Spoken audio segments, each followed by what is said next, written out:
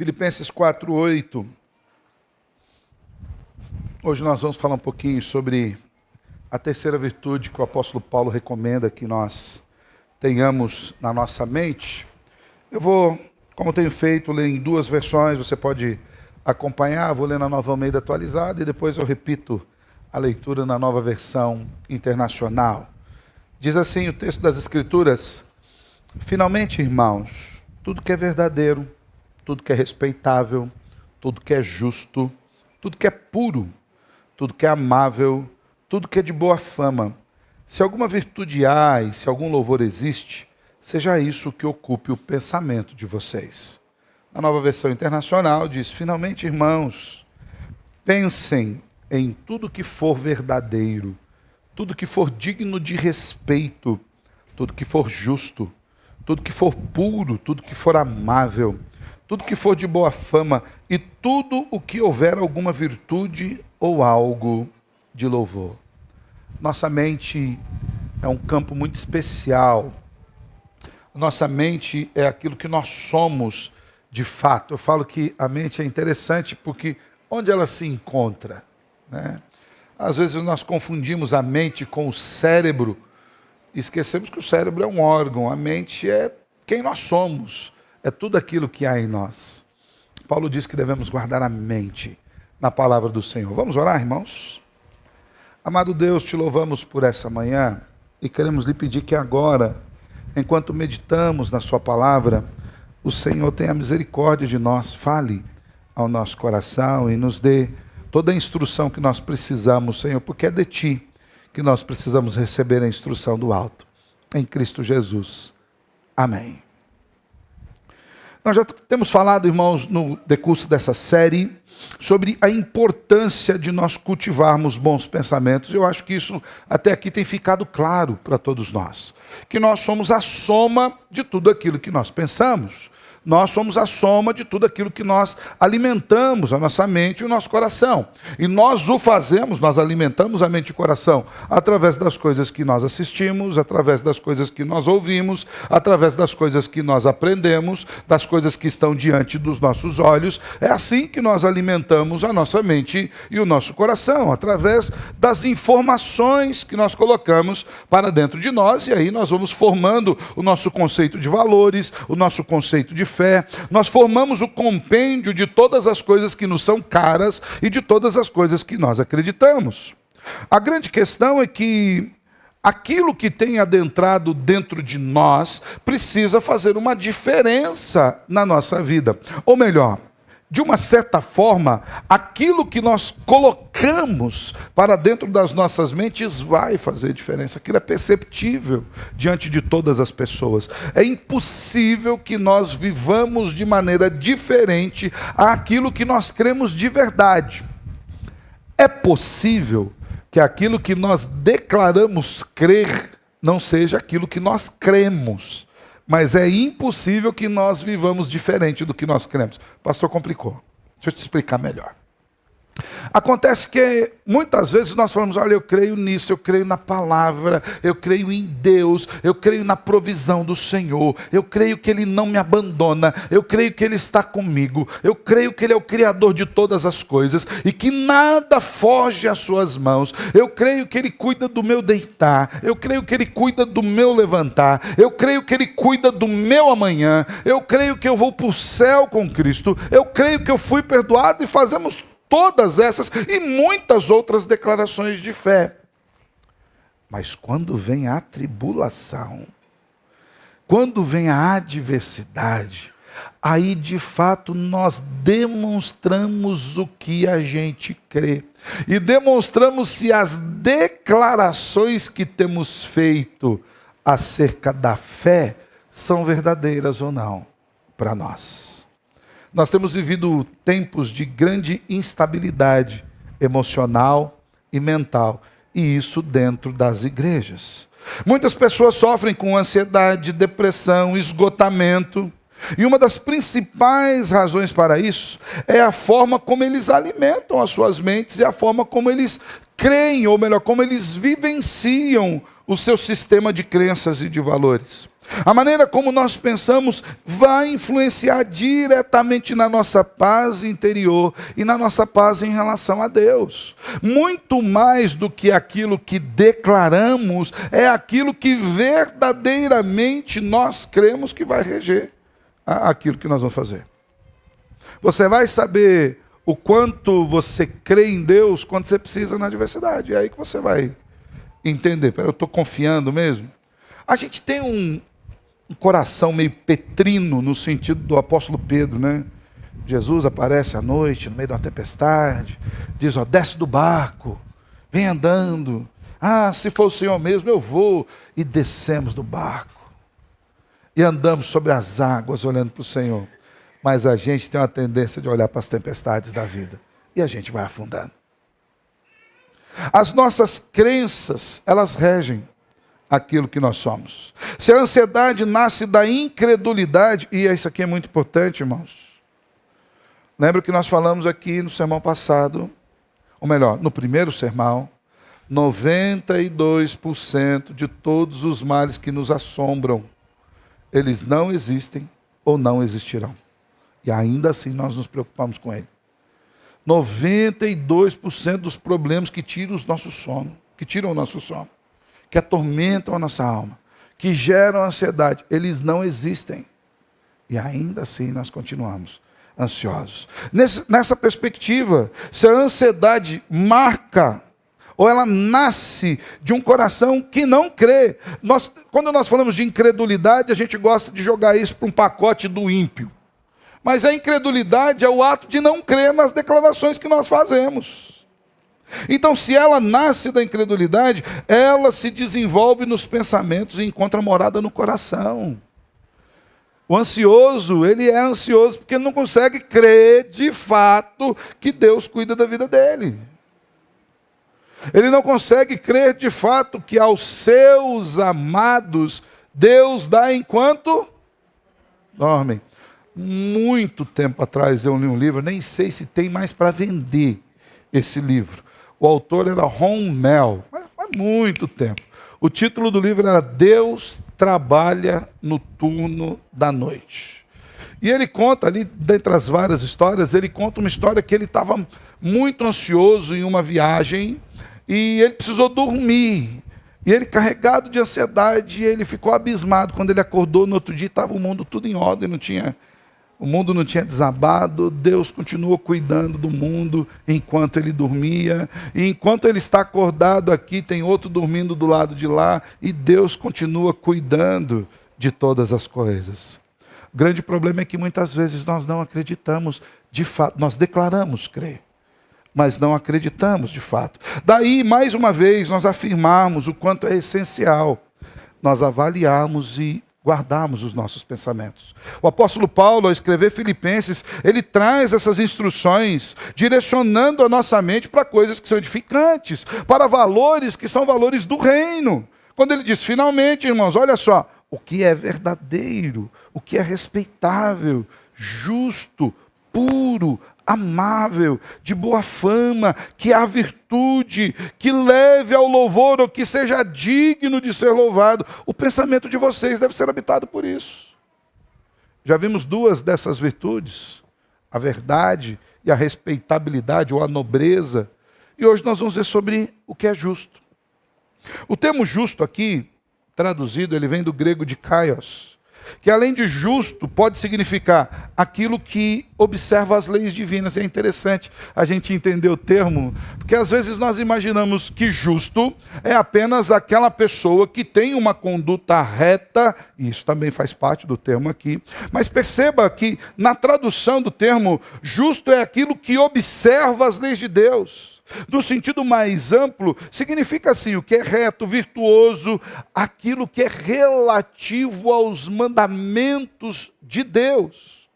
De maneira prática, essa justiça tem a conotação de dar a cada um o que merece no sentido judicial. E ainda de emitir um juízo reto em relação aos outros. Isso expresso em palavras e também pelo modo de tratar alguém. Ou seja, justo vai muito além de uma prática de justiça a partir da própria ótica. Justiça, esse aspecto de tudo que é justo, é tudo aquilo que se refere àquilo que Deus já estabeleceu. Tudo aquilo que se refere ao que é correto, ao que é íntegro, em conformidade com a lei desse Deus. No contexto bíblico, a justiça está diretamente ligada ao caráter de Deus. Todas as vezes que nós formos falar de verdadeira justiça, nós vamos observar que a Bíblia liga diretamente a justiça ao caráter de Deus. E com respeito aos servos de Deus, a justiça está ligada à obediência. Tão justos seremos quanto mais obedecermos aquilo que o Senhor tem para nós. Assim, o justo é aquele que guarda o mandamento do Senhor, que observa e segue todo o propósito de Deus. Alguns exemplos bíblicos. José foi chamado de justo pela forma como ele tratou Maria, a mãe do Salvador, lá em Mateus 1, versículo 19. Ele poderia muito bem ter se divorciado dela, ter exposto Maria, mas ele não o fez. Jesus foi apresentado como o justo, como o nosso advogado perante o Pai, em 1 de João, capítulo 2, versículo 1, por conta de todas as suas obras. Ele é o único que recebeu o céu por direito e por justiça, por aquilo que praticou. Ele é o justo em si mesmo. Um outro homem muito interessante, Cornélio, um centurião, um homem da corte romana, italiana. Ele foi chamado de justo simplesmente porque ele temia a Deus. Atos 10, 22. Em todos esses casos, o justo refere-se àquele que anda nos caminhos de Deus e que cumpre o propósito de Deus. Diante disso, nós vamos refletir sobre 3 verdades acerca de ter uma mente alimentada pela justiça. Nesse mundo doente, nesse mundo enlouquecido, nós precisamos nos guiar pela justiça de Deus. Mas como nós fazemos? O que nós precisamos saber para que nós tenhamos uma mente alimentada pela justiça? A primeira coisa que nós precisamos saber é que Deus é a fonte da justiça. Não há justiça verdadeira fora de Deus. A justiça do homem não reflete a justiça de Deus. Quando nós falamos de justo, é interessante que o termo justo ele é um adjetivo, ele não é um substantivo. Ele é um adjetivo que descreve o que está em perfeita harmonia com o eterno Deus. Tudo com respeito à justiça vai apontar a Deus. Vai mostrar a Deus. Por quê? Porque Deus é o padrão. Deus é aquele que criou todas as coisas. Deus é imutável, ele é invariável. A Bíblia diz, e o Senhor declara acerca de si, que nele não há sombra de variação. Ele permanece o mesmo. Deus não sofre com as vicissitudes da vida. Deus não sofre com as instabilidades, com as épocas, com os governos. Deus não sofre problemas financeiros, problemas éticos, morais. Deus não é atingido por nada disso. Ele continua reto, santo, puro, perfeito. E por isso tudo aquilo que é justo se refere a esse Deus. E aí é interessante, porque os crentes são chamados a pensar nessas questões que são concernentes à lei desse Deus. Se tudo que é justo emana de Deus, logo, a lei que Deus estabeleceu manifesta a sua justiça. Quando nós olhamos, por exemplo, para os 10 mandamentos, que, diga-se de passagem, estão em vigor, tá, irmãos? Não foram abolidos, foram cumpridos. Cristo os cumpriu.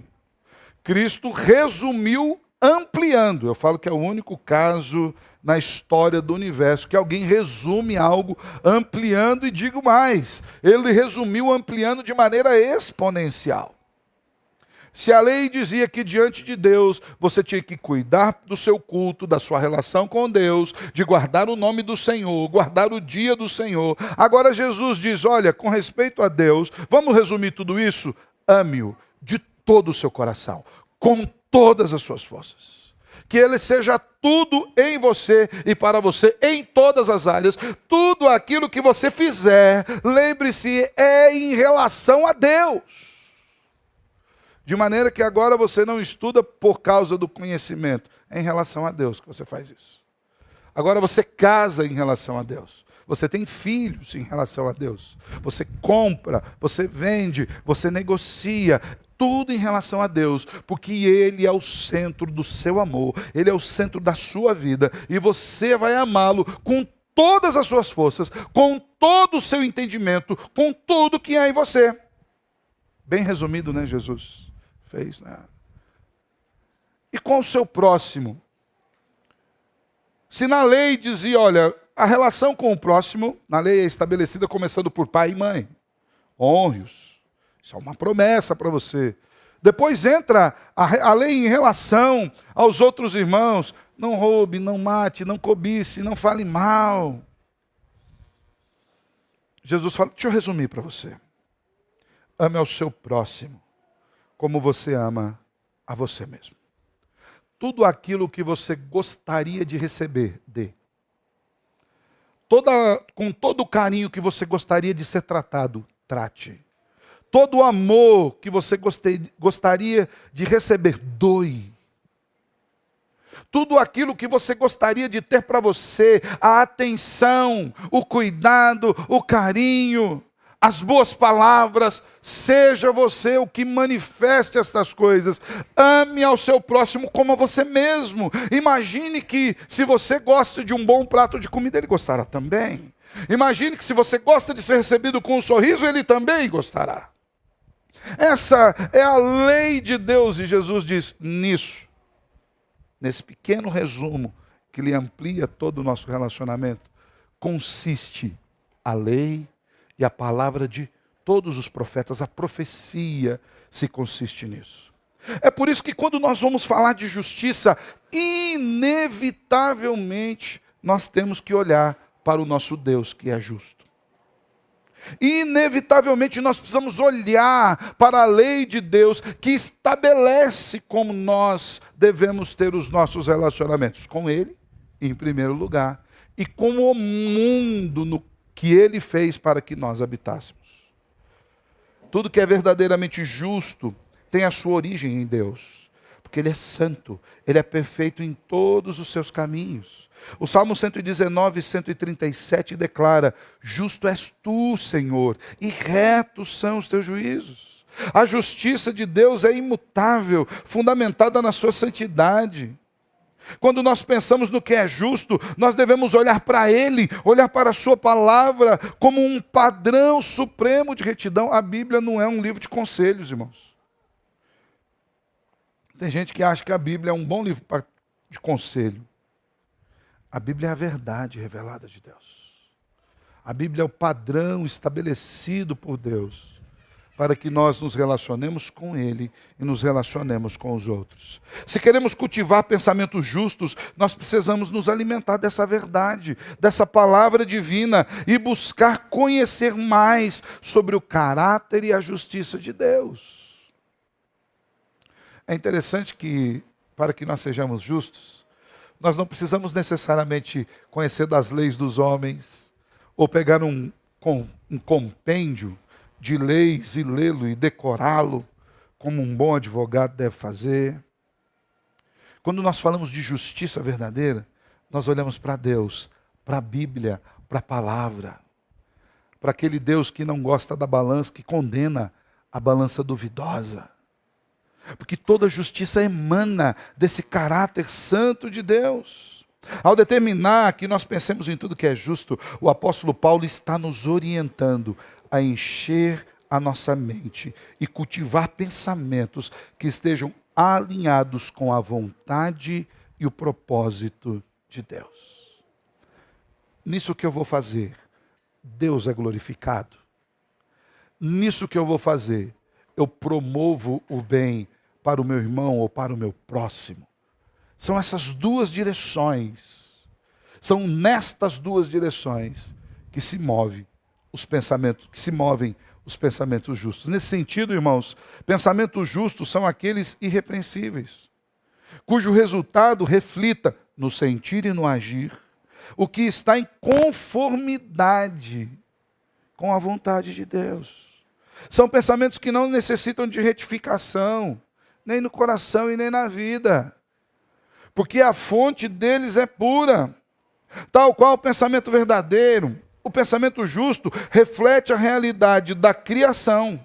Enquanto o verdadeiro aponta para a criação e nos padrões que ela reflete do seu Criador, o pensamento justo aponta para a prática fundamentada nessas realidades. Eu vou tratar o irmão como ele é. Eu vou tratar as pessoas como elas são. E sabe como elas são? Criadas à imagem e semelhança de Deus. Quando eu vejo alguém jogado nas sarjetas das ruas, isso tem crescido muito aqui na nossa cidade, Maringá, né? Aquilo me dá uma tristeza, porque é a imagem e semelhança de um Deus Criador que está ali. Você vê a enormidade do pecado e o estrago que o pecado causa, a ponto de às vezes nós mesmos desumanizarmos essas pessoas. Já falei para os irmãos que eu me lembro, a primeira vez que eu fui para São Paulo estudar, e já faz 10 anos, nossa, foi 10 anos. E eu lembro que ao lado do hotel onde nós ficamos hospedados, tem um mercado, e nós caminhamos ali para a sala de aula. E quando eu passei do lado daquele mercado a primeira vez, irmãos, aquilo tirou a paz do dia de estudo, aquilo acabou com o meu dia de estudo. Muitas pessoas ali, muitos mendigos, muitas crianças, muitas famílias. E era um dia de chuva, deitados nos papelões. E as crianças, elas brincavam como as nossas crianças brincam em casa. Elas estavam ali, era o ambiente delas. E aquilo me incomodou demais. Não preciso nem te dizer do cheiro, né? Não eram 2, 3, eram muitos. Eu fui para a aula e aquilo me incomodou. E quando eu voltei da aula, eles estavam lá. Na terça eu fui de novo. Na quarta eu fui de novo. Na quinta eu não os percebi. Eles haviam virado paisagem. Olha como que são as coisas. Eles faziam parte daquele ambiente. Eles já não me causaram o mesmo espanto. Talvez eu me espantasse se eles não estivessem lá. O pecado faz isso. Faz com que a obra criada de Deus, criada à sua imagem e semelhança, se torne desumanizada. Às vezes nós mesmos acabamos vendo como uma paisagem. O que é justo reflete a verdade de Deus. O que é justo faz com que nós nos movamos de acordo com aquilo que Deus estabeleceu. Porque o próprio Deus é justo e ama a justiça do seu povo.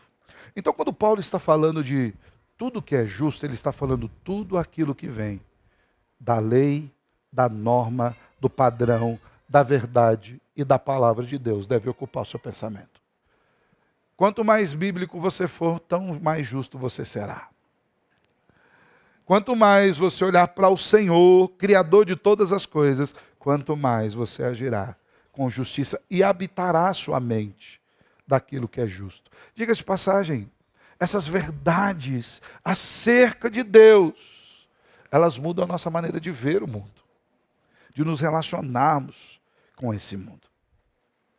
Então, para que nós tenhamos uma mente alimentada pela justiça, nós precisamos entender que Deus é a fonte da justiça. Em contrapartida, outra verdade que nós precisamos entender é que o mundo não consegue promover essa justiça verdadeira. Às vezes nós queremos que o mundo promova isso, né? Acho que agora arrefeceu um pouco, mas daqui a pouco pega fogo de novo.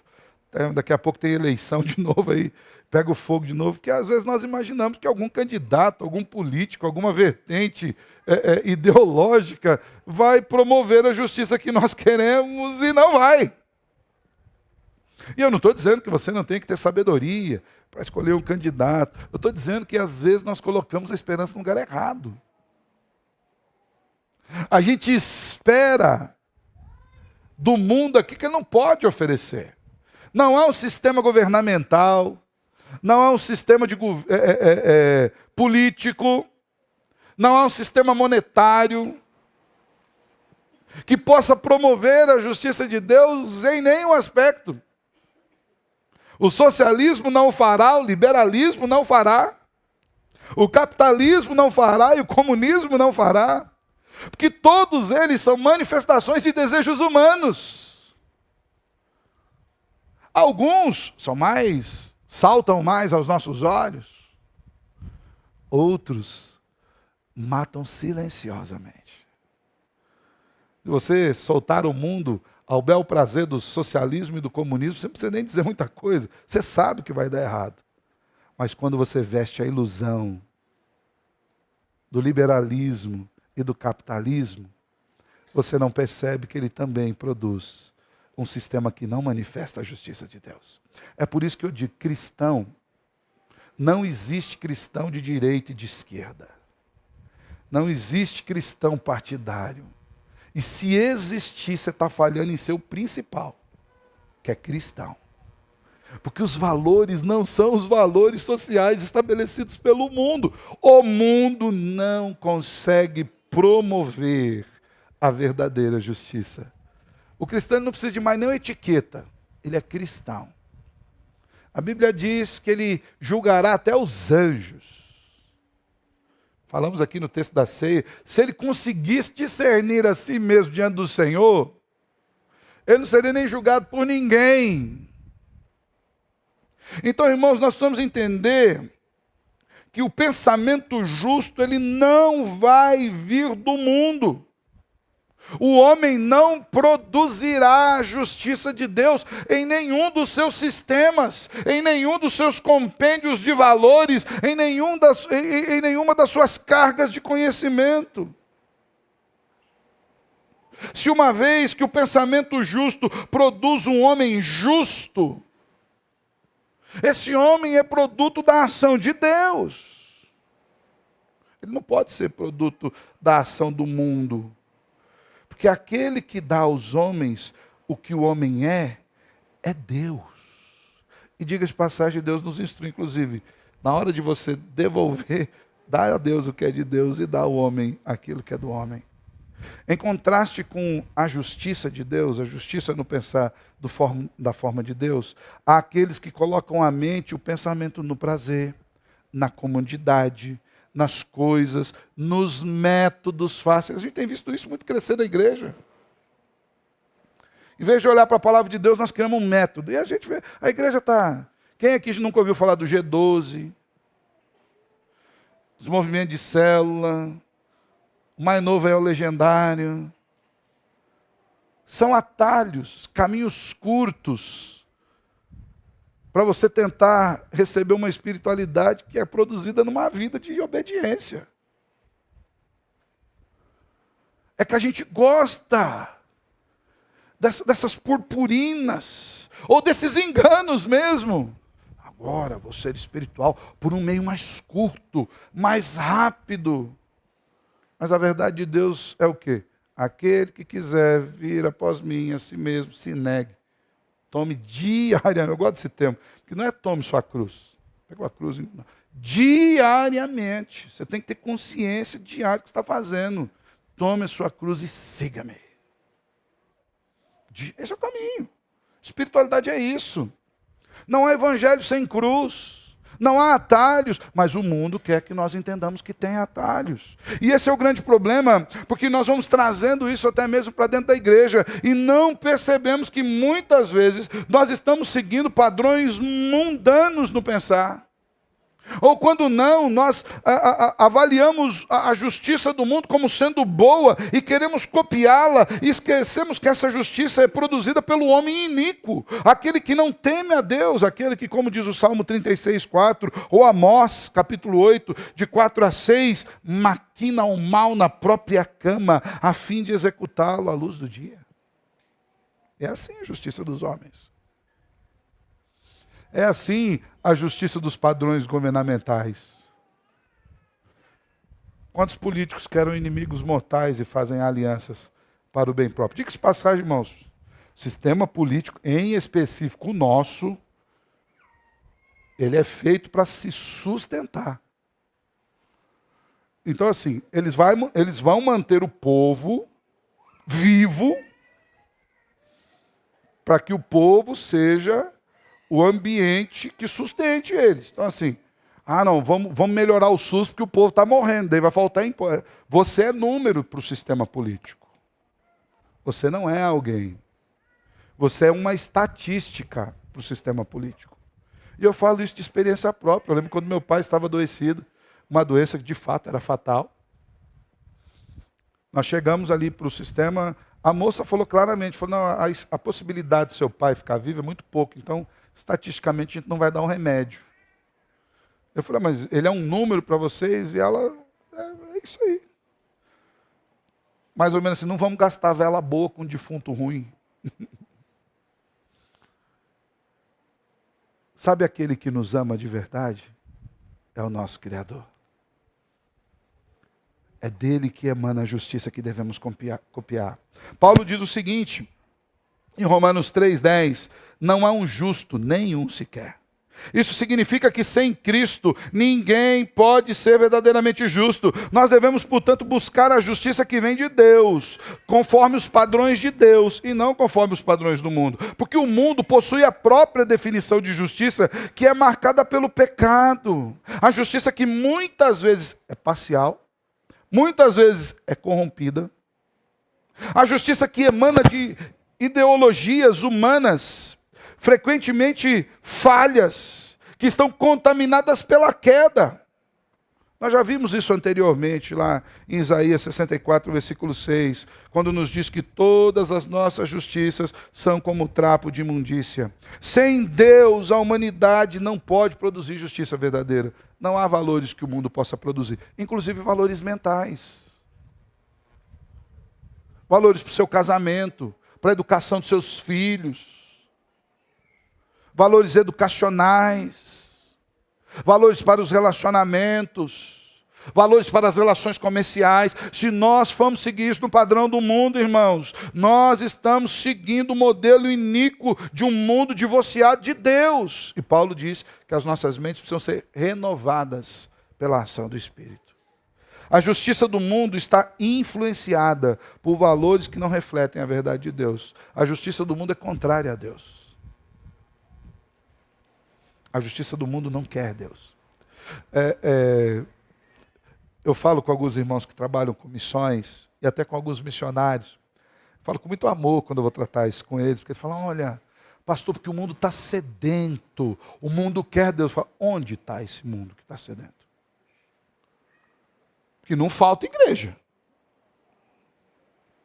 Faz uma experiência hoje, a hora que você sair do culto. Conta quantas igrejas você vai encontrar até você chegar na sua casa. Onde está esse mundo que está sedento? Que as almas estão clamando, elas não estão. Eu falo que o nascimento espiritual em Cristo Jesus, quem é mais antigo vai lembrar desse termo, é o nascimento a fórceps. O Senhor vai nos buscar, Ele vai nos salvar. É Ele quem vem nos buscar, a gente não vai a Ele, sem que Ele venha a nós. Então nós não podemos nos enganar, porque não há um mundo que reflita valores de Deus sem que haja temor de Deus. Então a justiça do mundo está influenciada por esses valores do mundo. E quais são os valores do mundo, irmãos? Materialismo. Quem lembra das gravatas Vollens, fala, o mundo trata melhor quem se veste bem. Acabou a propaganda, mas você acha que mudou isso? Tente comprar alguma coisa. Olha lá. Vai comprar um carro com a roupinha simples. Ele nem te atende. Uma vez eu entrei com o Marcelão numa loja lá de carro. Achei que nós ia... Tudo bem que a gente não ia comprar mesmo. Mas se a gente tivesse colocado o carro nas costas para ser, o cara não levantou da cadeira nem para falar assim, não mexe. E ele precisava falar mesmo, porque eu não sabia. Quase que eu quebrei o banco do carro. Mas meu sogro foi buscar um carro que ele tinha comprado. Estava pago. Ele foi buscar o carro. Ele rodeou o carro, rodeou, as pessoas nem... Até que alguém falou, o que o senhor quer? Que eu vim buscar esse carro que é meu, está pago. A minha sogra até ficou brava, porque ele falou, mas bem, você foi com a roupa rasgada. O carro estava pago. O carro era meu. Às vezes nós agimos assim. Porque esses são os valores do mundo. fundamentados no materialismo. Uma vez entrou eu e a Patrícia numa loja de colchões para comprar colchão. Eu acho que se a gente também tivesse colocado o colchão nas costas e saído andando, eles não tinham se movido. Entra na mesma loja com um terno ou uma gravata. Ou eles vão achar que você é testemunho de Jeová. Ou eles vão te atender de uma forma diferente. O mundo é materialista. O mundo vai olhar a marca do seu carro. A marca da sua roupa. O mundo quer saber da sua conta bancária, do seu status quo. Essa é a justiça do mundo. A justiça de Deus nos olha por quem nós somos. Criados à imagem e semelhança de um Deus santo e perfeito. Os valores do mundo são fundamentados pelo humanismo. E o humanismo é a troca da criatura tomando o lugar do Criador. Os valores não são os que Deus estabeleceu. Os valores são os que eu sinto, os que eu gosto. Mas isso me faz bem. Mas eu me sinto bem assim. Como Deus não pode gostar disso? o coitado do pregador David Leonardo aprontou uma esses dias, né? Deus não vai deixar que você veja nada, que você toque nada, em que Ele não queira te dar, em que Ele não vá te dar. Eu fico imaginando Moisés no monte. Deus falando assim, está vendo Moisés? Canaã. Você está vendo Moisés? Não vai entrar. Mas Moisés, você não vai descer do monte. A Bíblia diz que naquele monte Moisés morreu e Deus o sepultou ali. E ninguém sabe nem onde estão seus ossos. Mas os valores do mundo, inclusive de muitos sermões, estão fundamentados no quê? No humanismo. Eu gosto, eu quero. Isso me faz bem. Mas geralmente o pecado é assim. Ele te apresenta um prazer barato, rápido, fácil. Assim como você monta uma ratoeira e coloca um queijo cheiroso, e você coloca naquele lugarzinho específico onde a vítima vai passar. E o rato não percebe porque aquilo é barato demais. Em vez de ele ter que ficar correndo, porque você colocou na frente dele, falou, Tó, tá aqui. E ele vai e a armadilha fecha em cima dele. E ele morre. Essa é a justiça do mundo. Esses são os valores do mundo. Um valor que nos engole, que nos mata com os nossos próprios prazeres. Quais são os valores do mundo? O egoísmo, onde eu olho para mim mesmo, onde o que importa é eu estar bem, onde até o bem que eu faço para promover o meu bem. E às vezes a gente age assim. Eu não faço bem para você porque eu quero que você esteja melhor, mas eu faço bem para você porque fazer bem para você me faz bem. O dia que fazer bem para você não signifique mais fazer bem para mim, eu deixo de fazer bem para você, porque em nenhum momento eu estive pensando em você. Em todos os momentos eu pensei em quem? Em mim mesmo. Às vezes nós olhamos aí para a história de grandes filantropos que doam bilhões. E você vai ver nas histórias deles que eles fizeram aquilo para o bem deles. Eu me senti melhor. Sabe aquela pessoa que vai dar uma cesta básica para alguém? Ele não está preocupado com aquilo que o outro precisa. Eu falo que, hoje eu acho que já mudou muito. Bom, aqui pelo menos, graças a Deus, nós damos o cartão, a pessoa vai lá no mercado e compra o que quer. Mas eu falo, tinha gente que dava cesta básica e achava que estava criando uma família de caruncho. Dava uns 5 quilos de fubá, sal. Eu nunca vou esquecer do diácono Ezequiel. A gente ia levar a cesta. Ezequiel era fantástico. A gente ia levar a cesta básica juntos. Ele pegava a cesta aqui da igreja, sem dizer que ele pegava no pé. Irmão, você já trouxe? Já vão aqui a cestinha aqui. Quando a gente fazia a cesta do amor, montava aquele cestão. Aí do bolso dele, passava no mercado. Pastor, onde a gente vai? Ah, na casa. Tem criança lá, pastor?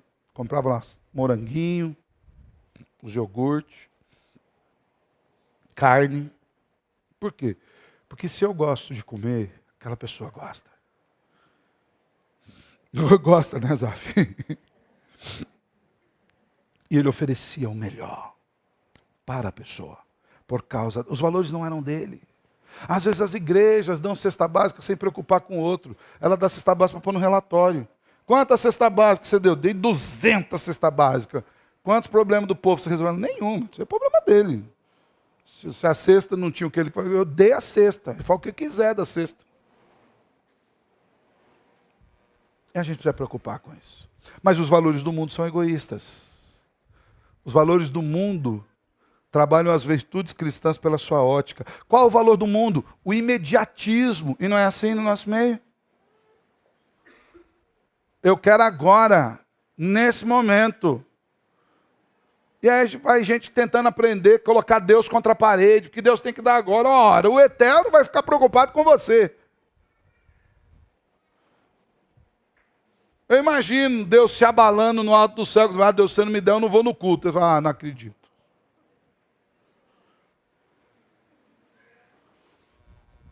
Irmãos, nós precisamos entender que esse mundo jamais vai promover os valores eternos de Deus. Porque os valores do mundo estão fundamentados no humanismo, no materialismo, no hedonismo, que é a busca do prazer, no egoísmo e no imediatismo e em alguns outros ismos que nós temos aqui. Então, uma mente alimentada pela justiça precisa aprender. A justiça vem de Deus. O mundo não promove a justiça. E, em último lugar, Cristo. Jesus Cristo, o Filho eterno, do Deus eterno, é a manifestação perfeita da justiça de Deus. As Escrituras nos dizem que o fim da lei é Cristo, para a justiça de todo aquele que crê. Tinha um cântico muito antigo, do Ademar de Campos, lindíssimo. Ele fala, porque o fim, na verdade é o texto bíblico, porque o fim da lei é Cristo para a justiça de todo que crê. A justiça que é pela fé no Filho de Deus, a quem Deus ressuscitou, para a nossa santificação ou justificação. Aleluia. Grande salvação. Ele é a manifestação perfeita da justiça. Eu creio que nessa altura nós já devamos ter percebido que aquilo que deve encher a nossa mente é Cristo. O Senhor falou que era o Pai, mas você conhece o Pai pelo Filho. Não tem como ser no Pai sem pelo Filho. Ele é a verdade, Ele é a nobreza, a justiça, a pureza, o amor, a integridade. Ele é o motivo de louvor. Portanto, meus irmãos, o que deve encher os nossos pensamentos é tudo aquilo que advém da pessoa, do caráter do nosso Salvador. De forma mais estrita, o termo justo aponta para a pessoa de Jesus, o único que foi aprovado e aceito por Deus por conta da sua justiça própria. O único que obedeceu a Deus fielmente, cumpriu toda a lei de Deus, e como nos diz o apóstolo Paulo, essa obediência foi tão grande que o levou até a morte, e morte de cruz. E é interessante porque quando nós falamos da justiça de Deus, a nossa mente não pode deixar de lembrar da justificação. E esse termo que nós lemos para justo, tudo que é justo, de Caios, esse vocábulo que é um adjetivo, ele origina o termo justificação, que é o de kaioses, que significa o ato da justiça de Deus, que foi imputada a nós, de forma unilateral, onde Deus nos declara salvos, livres da culpa e aceitáveis a Ele por causa de Cristo. Quando nós olhamos para Cristo, a gente fala muito do amor de Deus. Está lá. Mas em Cristo nós vemos a justiça de Deus. Porque Ele recebeu o castigo que nos traz a paz. Ele foi moído pelas nossas transgressões. Ele não desobedeceu. Mesmo sendo envergonhado, xingado, açoitado. E por conta disso, da justiça dele, nós recebemos justiça de graça. Nós fomos justificados. A justificação é a faceta prática da justiça de Deus em movimento. é o Deus justo, que castiga pecados e castigou do seu Filho, e que coloca sobre nós a justiça do Filho. Aquela justiça que ele conquistou. Alguns teólogos têm dificuldade com uma canção. Fala, tudo que Jesus conquistou na cruz é direito nosso. Tem gente que fala, mas direito, pastor? É direito. É direito porque nós recebemos nele. Não é direito no sentido de conquista. É direito no sentido que nos foi dado e jamais nos será tirado. É nossa herança. O Senhor derramou sobre nós as faces, a sorte de bênçãos pela justiça de Cristo. Não tem outra forma. Se queremos entender o significado de verdadeiramente justo, devemos olhar para Cristo. Ele é a personificação perfeita da justiça de Deus. Jesus Cristo, o justo.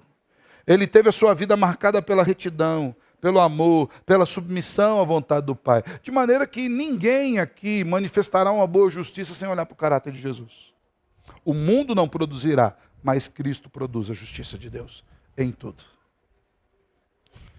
Você vê o doador da lei, o Pai, e você vê o cumpridor da lei, o Filho. Nele há a justiça de Deus. Cristo não apenas ensinou sobre justiça, mas ele viveu plenamente a justiça. Ele tratou todos com equidade, ele confrontou o pecado, ele demonstrou compaixão sem abrir mão da verdade. Quando ele encontrou a mulher adulta, ele não falou, continua no seu adultério, está tudo certo, ó, ninguém viu, estamos nós aqui, eu posso te livrar, sai fora. Ele falou, não te condeno, mas vai, e não peques mais. Sabe essa situação em que você se colocou, filha? As pessoas querendo te apedrejar, foi você que se colocou. Não entre mais debaixo do mesmo jugo. Não peque mais. Ali, irmãos, houve um arrependimento de pecado, uma libertação, um novo nascimento e uma nova criatura se deu dali. Ele viveu isso plenamente. Seu sacrifício na cruz foi o maior ato de justiça, pois ele pagou o preço pelos nossos pecados para que nós pudéssemos ser justificados diante de Deus. Agora já não tem mais condenação para nós. Por quê? Porque ele pagou. Eu não sou condenado porque eu vou no culto, mas continua vindo, tá? Ou melhor, não sou liberto porque eu vou no culto. Continua vindo, mesmo sabendo que não é por causa disso. Eu sou liberto porque Cristo me incluiu. Eu fui atraído pelo seu sacrifício. Eu fui revestido da sua justiça. E é por isso que eu vou no culto. Para adorar esse que me deu aquilo que eu não poderia comprar. Em Cristo nós vemos a manifestação pura da justiça de Deus. Firme, inegociável, rígida e ao mesmo tempo misericordiosa, graciosa. Deus não aliviou a mão do Filho eterno para que nós pudéssemos ser acolhidos pelos seus braços eternos. O mesmo Deus que condena o pecado é o Deus que providencia o único meio para que o pecado seja retirado do mundo, o seu Filho, o unigênito e perfeito. De maneira, irmãos, que a justiça verdadeira, prática, diária, é Jesus. O mundo não vai fazer isso. Pastor, e como é que eu ponho isso em prática? Pense nas coisas de Jesus. É importante, meus irmãos, que nós nos lembremos que o que ocupa a nossa mente determina a nossa maneira de viver. Se nós alimentarmos a nossa mente com aquilo que é justo, refletiremos esse caráter no nosso dia a dia. Deus é a fonte de toda justiça. O mundo está corrompido e seus valores estão longe de Deus. Somente em Cristo nós encontramos essa manifestação da justiça de Deus. Ele viveu em retidão. Os crentes devem pensar na mesma retidão de Cristo. Diga de passagem, é o que a Bíblia diz. Filipenses 2. Tenham vocês o mesmo modo de pensar. De quem? De Cristo Jesus. Por quê? Porque Cristo cumpriu a lei de Deus. Devemos meditar com gratidão nos atos justos do nosso Deus eterno. Apreciar a justiça, o proceder retamente, tanto nas palavras quanto nas ações. Nós devemos nos lembrar que as pessoas do mundo, ao avaliarem o caráter de Deus, elas não conseguem atribuir o verdadeiro valor que Deus tem. Mas nós conseguimos, porque nós vamos julgar ao mundo. Então, irmãos, para que nós pensemos naquilo que é justo, a gente precisa analisar o que está entrando dentro da nossa mente. Quando algum pensamento avulso estiver disputando espaço na nossa mente, nós precisamos avaliar. Será que Deus aprovaria esse pensamento? Ele emana do Deus Criador? Será que esse tipo de pensamento, ele parece com Cristo Jesus? Essa justiça que eu estou tentando praticar, parece com aquela que Jesus praticou? Será que essas atitudes, ou melhor, que as atitudes que vão derivar dos meus pensamentos promovem os valores de Deus? Ou promovem a glória de Deus? Caso a resposta seja não, o pensamento não pode estar lá. Para a gente terminar, nós devemos deixar fora da nossa mente qualquer coisa, qualquer pensamento de superioridade, de arrogância, de soberba, de justiça própria, que julgue as pessoas. E que nós entendemos que a verdadeira justiça vem de um Deus que é reto, que é santo, que é perfeito. Fomos justificados em Cristo. A justiça que nós temos foi recebida de graça, perdão dele. E por isso nós não devemos andar de acordo com os padrões desse mundo. Quero passar 5 maneiras práticas para você pensar sobre a sua justiça. Primeiro, avalie os seus pensamentos. O que tem ocupado sua mente? Os seus pensamentos refletem a justiça da lei de Deus manifestada no caráter do Filho, na prática dele. Segundo, busque essa justiça. Como é que eu faço isso, pastor? Leia, medite nas Escrituras, para que você possa entender e viver segundo a verdadeira justiça. Não é olhando para o mundo que você vai entender da justiça de Deus.